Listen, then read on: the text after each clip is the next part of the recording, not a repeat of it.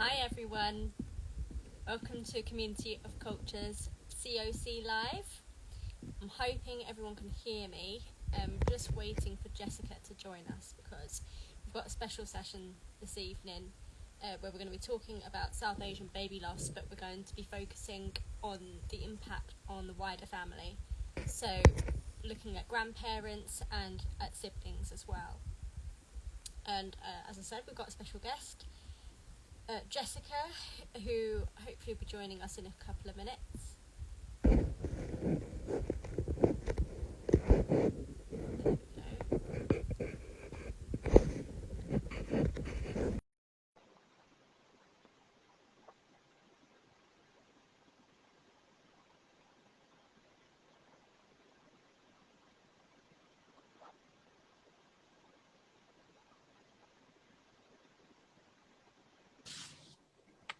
Hi, Hello. can you hear me okay?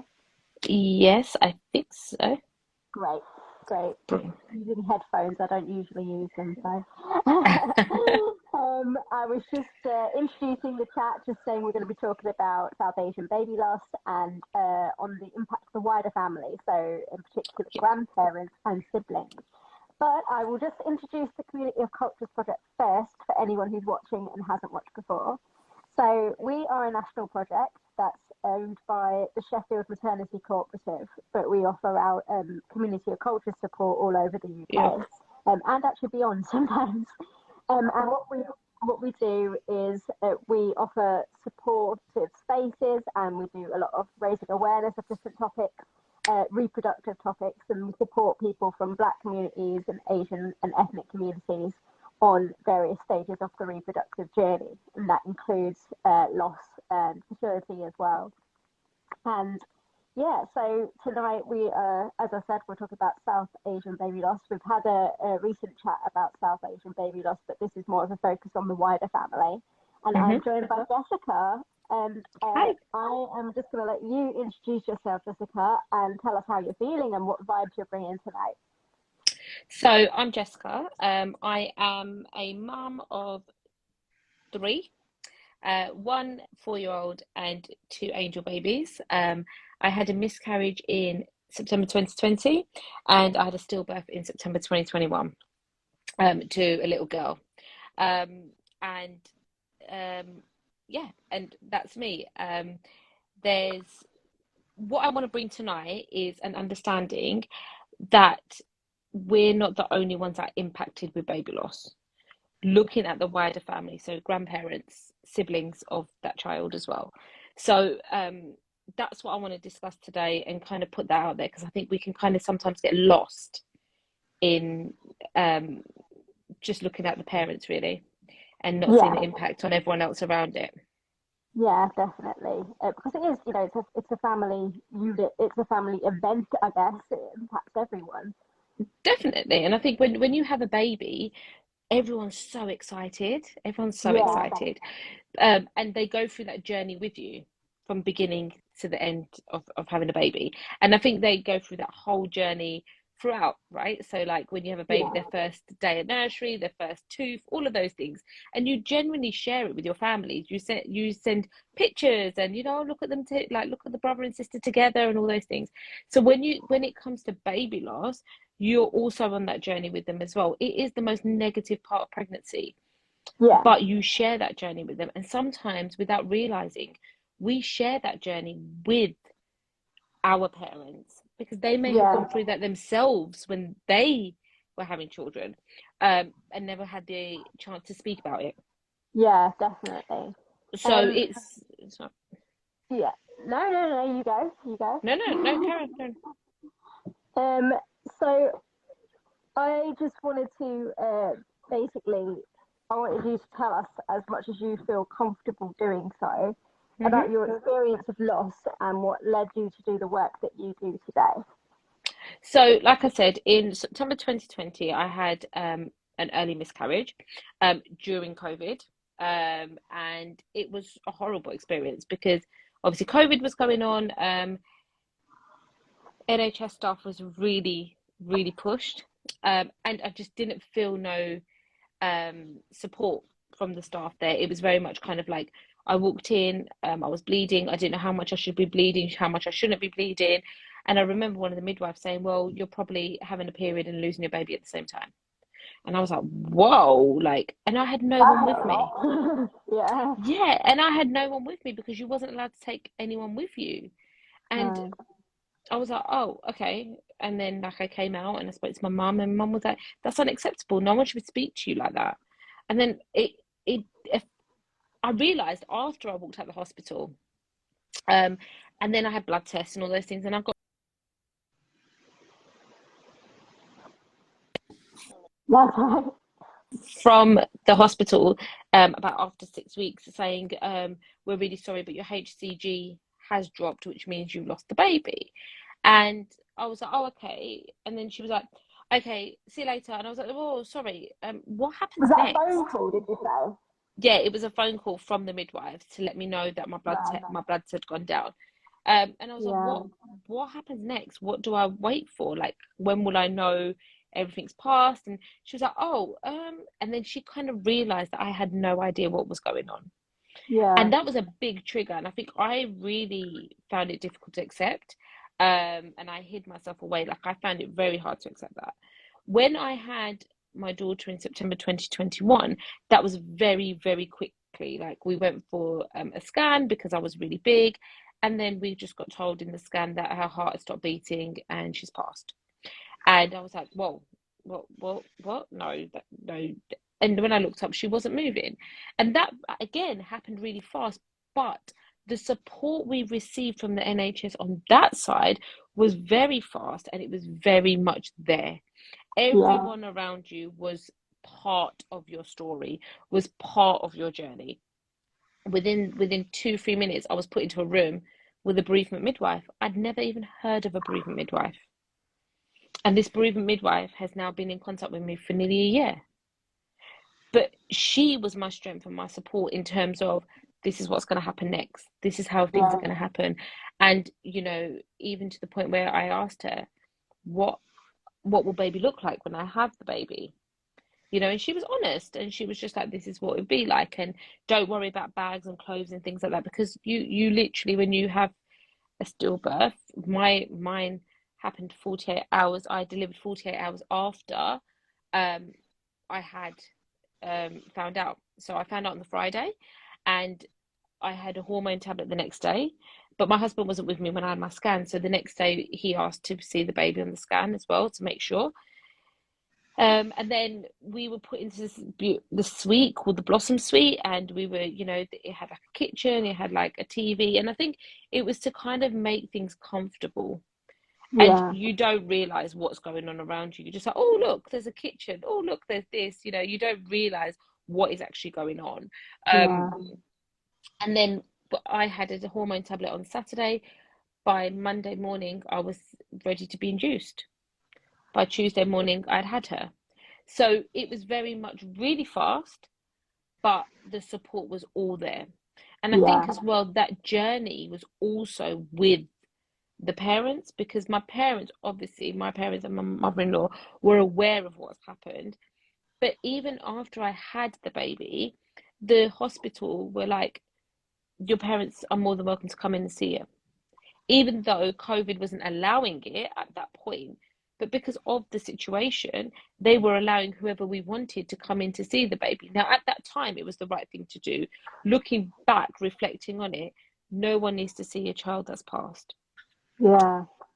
So, but for grandparents, I think it was a comfort thing for me more than it was for anyone else. So that was quite difficult. I remember like my mum walking in and going, "This isn't normal, Jess."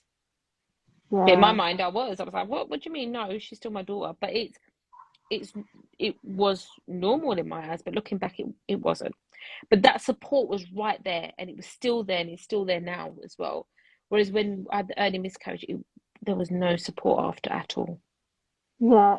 I mean, I hear this a lot. There is such a difference in the care that's received. And at the Yeah, end of the day, when you've lost a baby, you've lost a baby. yeah, Like, whether it is a few days after you've taken a positive pregnancy test, or if it's, a stillbirth or a neonatal loss, yeah. a loss is a loss. Loss. But unfortunately, then the healthcare system is deemed different and separate in the way that you're cared for, and culturally sometimes as well, the way that things happen culturally, for different gestations of baby that have been lost. It doesn't help people to see that bigger picture, that actually, yeah, a loss is a loss. And yeah, I'm sad to say I hear that a lot about the difference in the care. So is that what led you to do the work that you do now? I don't really do crazy amount of work. I just literally try and raise awareness about the the, not the situation, but about baby loss, because within a Yeah, matter of a click of a finger, your life changes. We're yeah, not ready for what baby loss is, and I think there's an amazing positive part of pregnancy, but there is a hell of a negative part. And I think none of us know that until we go through it. But I feel like we need to educate ourselves. And I feel like we need to know how to support someone that goes through it. And those people that have been through are able to say, actually, I don't need you messaging me every 2 minutes saying it's all right. yeah, Or, like someone said to me while I hadn't even had my baby, said to me, "Oh, don't worry, you'll have another baby again." And I looked down and I was like, I haven't even had this one. Like, I'm due to be induced with this baby tomorrow. yeah, And you have no idea what I'm about to go through. Yet you said, "Oh, don't worry, go in there. You'll have a baby tomorrow. You'll have another baby again anyway." Like, things like that are just not acceptable to say. Or, "Don't worry, you've got your oldest daughter, or you've got your oldest son." And I have to say, I was one of my friends went through it as well, and I did that. I was like, "Oh, don't worry, you've still got your little boy to, to be there to support you, keep your mind going." But actually, that's me saying, "Don't worry about it, because your child that you've lost is replaced with your other child." yeah. No, And that's not the case, no. no. And I think sometimes just saying, "Do you know what? I'm just popping over and I'm putting some food outside your house," Yeah, or just, "Do you want a cup of tea?" just letting people know that you're there. Completely. And And I think a lot of people do give this sort of well-meaning advice, or say something which I think they probably think they mean well, but at the end of it, I think they probably just didn't know what to say. And I do know there is training out there. I know SANS, I think, do yeah. training for people on how to support someone through baby loss, whether you're a professional, whether it's a colleague, or if it's a friend. And these things come up, the sort of things you really shouldn't say, and the sort of things that you should be But doing. I also think that a lot of people don't want to talk about baby loss. Yeah, that is, They don't want to talk about it. They don't want to, and some feel awkward talking about it. Especially like the ones that are pregnant. You can't talk about baby loss while you're pregnant. yeah, Okay, that's fine. Or you shouldn't talk about negative things during certain times. But these negative things happen at a click of a finger that sometimes we're not aware of. So I think it's quite important that what I'm trying to do is break that stigma. Like, and another big stigma is men don't talk about how they feel. And I put a post up and it said on there, "I don't need therapy, I can talk to you." And that's my husband quoted that. That's what he said to me. And I was like, "You yeah, can't talk to me because I can't talk. I don't know what I'm talking about. I don't know how I'm feeling, and I can't help you to understand how you feel. And to be honest, is why I'm blocking how you feel, because I need to protect my own emotions in this."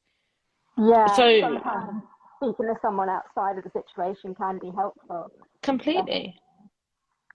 So taking that back to grandparents and siblings, which is our focus, they might not always get as much support as the parents. I think they are overlooked quite a lot in this situation. What do you think are the particular challenges for grandparents and siblings in South Asian communities when it comes to baby loss? Firstly, I think that no one realizes that grandparents, they're watching their child either give birth, or they're watching their child lose their child. So they're watching their child grieve, but then they're also grieving for their own grandchild. That right there is really powerful, because for example, my parents, like my mum, had to watch me grieve and give birth and go through all those emotions, and also had to think about protecting herself when it came to her grieving for her grandchild. So I think we forget that. We forget that our parents are double grieving. They're trying to be supportive for you, they're trying to Yeah. grieve themselves, they're trying to protect their own child, and plus they might end up having to look after the siblings as well. You know, like my parents and my mother-in-law were looking after my daughter, so they're trying to protect her as well, if she has any questions and things. So I think that is the first thing that we need to think about, is how it is for the grandparents, because they're going through triple emotions, double emotions than what Yeah, there's a we are. lot going on, isn't there? Completely. And I think as well that, if, and I know this does happen, if you say, oh, my daughter had a miscarriage, or my daughter lost a baby, oh, I'm really sorry. But no one sees the impact of it. So no one sees that actually when you have a stillbirth, like no one sees that actually that's, unfortunately, the baby's died.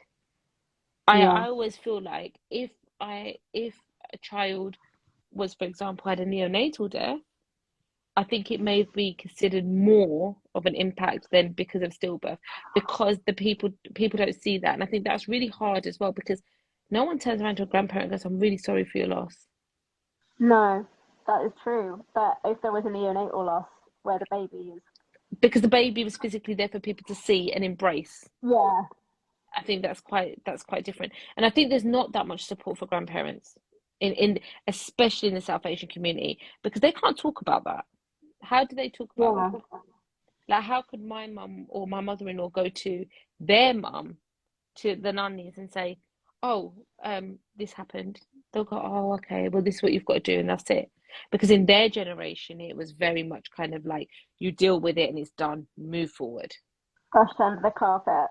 Yeah, definitely. Because when a baby comes into the world, it's a thing of pride. It's a thing of, it's a big Completely. event. It's um, something people want to shout out about, and positive, auspicious occasion, I guess. Yeah, And then when something like this happens, it just knocks everyone, because it's like, how are you supposed to respond to that? And I guess, there's gossip in the community as well. You don't want so and so to know, because, it's just so much associated with it, isn't there? I think that the problem we've got, and we're trying to break that stigma, is it's okay to talk about it. People don't expect me to talk about my daughter, and I'm more than happy to talk about her. I'm more than happy to do that, because actually I brought a child into this world. She was just quiet. Yeah, she was too good for this world, and that is something that we have to accept, and Yeah, actually be able to raise awareness about. And actually, through the trauma of labor, we built an amazing memory. yeah, And, Sans quoted that recently from me the other day. And I said that to my parents, and I said that to like, to my mother-in-law as well, that, through the trauma of labor and the trauma of baby loss, I created a couple of hours of memories with my daughter, that I couldn't make with the first one, because I had an early miscarriage. yeah, And I was able to make the memories with the grandparents as well, because they were part of that journey. They were looking after my daughter at home, which meant that, I would call them and be like, "Oh, by the way, mum, right, I'm getting ready to be induced. Yeah, mum, like, I've had the baby," or, "Yeah, mum, I've done this," or, "Yeah, dad, I've done this." And they were part of that journey. So it's very important to understand that even though they're not physically with us, they're on that journey with us. And we ask them, especially in the South Asian community, hold up, right, what do we do? Are we allowed to do this? What do we put on the baby? What color do we put on? Do we have to do this? Like, I'm Hindu, my husband's Sikh. So how does the funeral go? You know? yeah, And both parents for us just said, you do what your hearts want to do. We can't tell you what to do. But whereas the older generation was like, oh, you just bury them in the ground and that's it. Whoa, what? I think because it's a trauma for that generation as well. Like, we as a generation are a bit more open, and Completely. a bit more. We want to break the stigma, and we want to talk about it. Like we're having this chat now. that this would not have happened for an older generation. And there's just so much, when you think about so much of the intergenerational trauma that that generation went through, and a lot of it was, brush it under the carpet, get on with it. This is just how things are, sort of thing. So yeah, definitely. And what about siblings? Like, what do you think of the challenges for siblings? So my daughter's 4 years old. When I was pregnant, she was 3.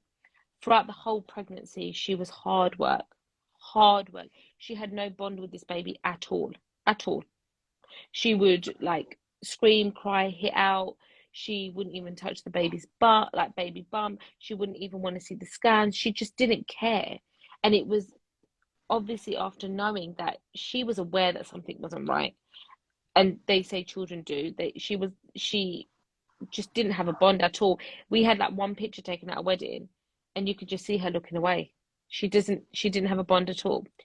And even when we were going to the hospital, we didn't say anything to her, and she made like a little picture, and it, she was just like, there you go, sort of thing. And then, the conversation was, how do we tell her? How do you tell a 3-year-old that mummy's not pregnant anymore and we're not coming home with your baby sister?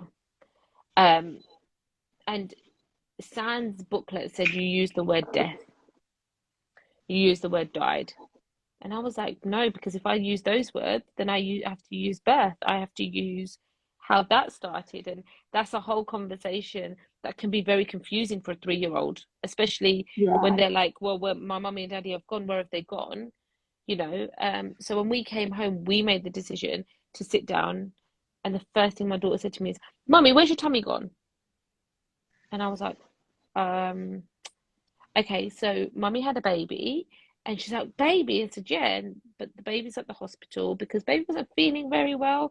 And you get to a point where you're like, I don't know where I'm going with this, but I'm just going to let it flow because you've got to try and hold your emotion in as well, because you don't want that emotion to be fed on to another child, especially when you're trying to explain it to them. And I said, the baby's, the doctors couldn't help the baby was ill. And, like your granddad's in the sky and the baby's with your granddad in the sky. And she turned around and she went, is the baby a star? And I went, yeah, the baby is a star. The baby is the brightest star in the sky. Now, even to this day, like last night, we got out and she's like, look, she's there, look, mummy. And she'll look for the stars and she'll call her.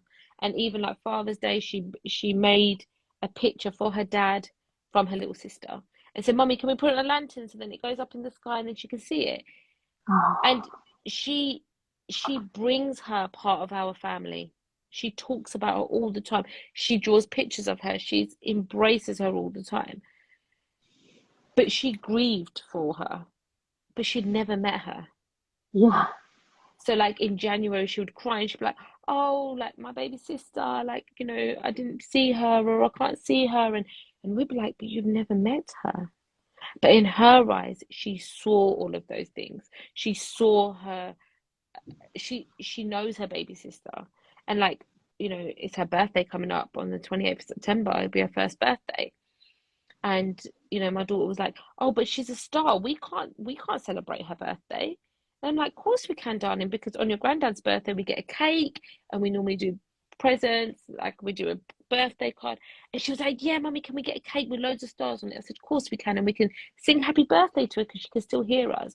But I think it's genuinely like, for us, we discuss her heads on. So when she's ready or she wants to bring her in conversation, we're more than happy to talk about her. We don't shy away from it. And I think therapy helped us with that a lot, because we were able to deal with our emotions to then be able to talk to her about hers. She likes the song Like a Star by Teo Cruz. And she's like, that's my song. Like, it talks about my little sister. Has no clue what the song means, but because it says a star, she generally thinks that's her song with her sister. And that's absolutely fine. And she will still say to this day that I'm a big sister to her. So I think the impact on siblings is very, very important. It doesn't matter what age these children are. They are very, very clever, and they have a very, very emotional attachment to a child and a mother, especially when they're pregnant. So I think we need to not think about, oh, it doesn't matter, they don't need to know because they're only 2, 3 years old. Actually, they know a lot more than we think that they know, and that Yeah, sometimes needs to be addressed the they're right way. impacting a lot more. Like they're impacting a lot more than people realise, and I'm not sure what support is available for those. I mean, we've said that grandparents don't get a lot of support at the moment, but are you aware of support for siblings targeted Yeah, for siblings? so there was a lovely girl that I know, and she had a baby loss as well. And when my daughter was going through her grieving process, um, I spoke to her and I explained that I don't, I don't know what to do because she's grieving, and we've had conversations and things like that. And she recommended Naya's Wish, and Naya's Wish do sibling boxes. So you sponsor the sibling box and it gets sent to you. Now, this sibling box was amazing. As you know, once you have a baby loss, you go in with a bump and you unfortunately come out with a memory box that you create yourself when you're in the hospital. Yeah. Well, our memory box was always by our bed, and she would always go through our box, and it was quite annoying because you're like, don't touch things. But this box was everything for herself. And in that box had a bracelet, a wish bracelet with a butterfly on it, that when you put it on, it says to make the best wish. And then when the thread breaks, then your wish will come true. And it's a wish from a little sister. It had a bunny in it as well, which my daughter says is her bunny from her little sister. It had like paper seeds in it. It had a an A4 pad in it with a pen. So every time she wants to draw something, she drew like a picture of her baby sister in a balloon, and I'll just date it. Or if she says anything about her, I just quickly write something down. So she's got a little journal of her own of when she speaks about her. And in there as well, there's a book that explains baby loss, which is absolutely brilliant because it talks about how babies can be ill or mummy can be ill, and Yeah. sometimes the babies are stardust, and the stardust creates a baby. So there's a book in there as well that that kids can read, and these boxes are personalized from a brother or from a sister, and they're absolutely brilliant. They do lots of play dates as well. So siblings that have had baby loss, they do play dates as well for them. Plus, you can get these boxes as well, which Okay. really helped our daughter as well. And I'm happy to share the profile with you. I can share that with you Yeah, no, and that'd tag be you really in. good. Definitely. Yeah. Um, so just the last point I guess that I wanted to talk about was how obviously we've talked about the whole family unit being so important, and particularly in different cultures where family is so close and so strong. How do you think healthcare professionals can ensure that they're focusing on that whole family unit when it comes to baby loss? And what is the importance of doing that for people in South Asian communities? I think it's really important because, as we know, Asian families, one, we're big families. Two, we do have the impact of the in-laws and the parents. You got to remember as well, within that you have your own siblings and your in-law siblings as well sometimes. So that's also an impact as well. So not just your kids, you've also got your parents, then you've got your own siblings as well, and these things impact on them as well. So Yeah, I think it's really important that when the healthcare professionals or even the charities have these discussions with you and say, oh, so kind of like, who is your family unit, they're able to look at that and say, oh, actually, do you know what, mum, we've got some support for grandparents, and oh, we've got support for auntie and uncles, and actually we can maybe look at some family therapy as well, because I think it's quite important that therapy is a very big thing and a lot of people shy away from it, but actually the therapy really supports moving forward. And if you and your husband or whoever it is moving forward, and those people behind you that are supporting you, they don't have that chance to grieve or discuss how they feel, they're never going to understand how you're moving forward. They'll just they may end up triggering you without realizing it yeah, by certain words and stuff. So I think it's quite important that things like Naya's Wish for the siblings is around, Sands for grandparents, and I think it's quite important that there's charities around or even professionals around to support the wider community, yeah. because they need that support as well as the parents. Yeah, definitely. Definitely. Thank you so much. It's such an important topic and one that's definitely close to my heart as well. If you send me the handles, any Yeah, handles that you want to put in the description, basically when I close this, I'll put a description and then I'll just edit and brilliant. put some extra handles in. But thank you so much for joining us. No, Um, thank you for having me. and I think you might be doing a blog post for us at some point too. So I it'd am, be I good. am. I think it's for um, baby loss week. I will be doing that for you, won't yeah, I? yeah. Yeah, I Okay. will be. Well, Right. thank you, and I will speak to you Thank you. soon. Take care. Bye. Bye.